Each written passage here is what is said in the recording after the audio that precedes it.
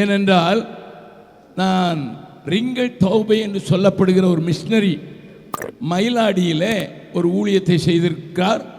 அந்த ஆலயத்தில் பேசும்படியாக அழைத்திருந்த போது பகல் கூட்டத்தில் நான் ஒரு சின்ன ஹிந்தி பாடலை சொல்லிக் கொடுத்தேன்.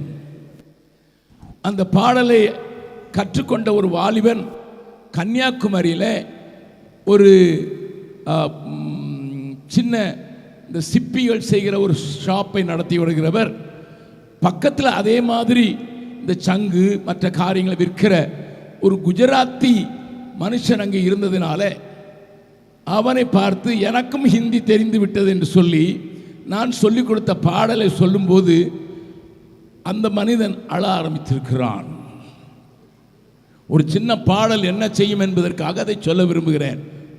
அவன் அழ ஆரம்பித்தோடனே அவனுக்கு விளங்கவில்லை, என்ன தவறாக நான் பாடிவிட்டேனா அல்லது தவறாக சொல்லிவிட்டேனா என்று சொல்லி அவன் கேட்டபோது, இல்லை, 20 வருடங்களுக்கு முன்னதாக என் தாய் எனக்கு விஷம் வாங்கி குடி என்றுதான் ஒரு காசி தந்தாள் குஜராத்தில். என்னுடைய நடவடிக்கை மிகவும் மோசமானதாக இருந்தது. ஆகையினால தாயின் பேரிலேயே எனக்கு வெறுப்பு வந்து விட்டது. எந்த பெற்ற தாய் நீ போய் விஷம் வாங்கி கொடுத்து சாவு என்று சொல்லுகிற காரியத்தை செய்வாள் என்று நான் யோசித்து எனக்கு ஒரு ஆசை இருந்தது. கன்னியாகுமரி போய் பார்த்து விட வேண்டும், 3 சமுத்திரம் இணைகிற இடத்தை பார்த்து விட வேண்டும் என்று ஆசை இருந்தபடியினால கையில் காசு இல்லாவிட்டாலும் எப்படியோ திருட்டு ரயிலில் ஏறி நான் கன்னியாகுமரிக்கு வந்தேன்.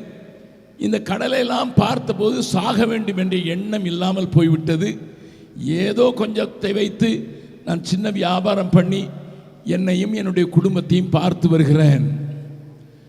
அப்படிப்பட்ட நேரத்தில் தாயை காட்டில் நேசிக்கிற ஒரு இயேசுவை நீ அடையாளம் காட்டி கொடுத்து விட்டாய்.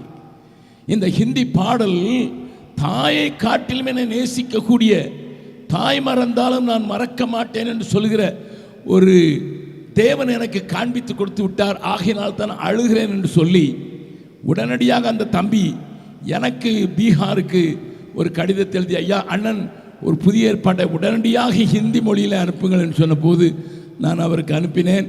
இன்றைக்கு அவன் நல்ல விசுவாசி. ஒரு பாட்டு என்ன செய்யும் என்பதை நான் அறிந்திருக்கிறேன். ஆகையினால உங்கள் வாயில் சின்ன வார்த்தைகளை தான் போட விரும்புகிறேன். அதனால தான் எப்படியாயிலும் இங்கே வந்தவங்களுக்காவது உங்கள் தரிசனம் பெறாதா?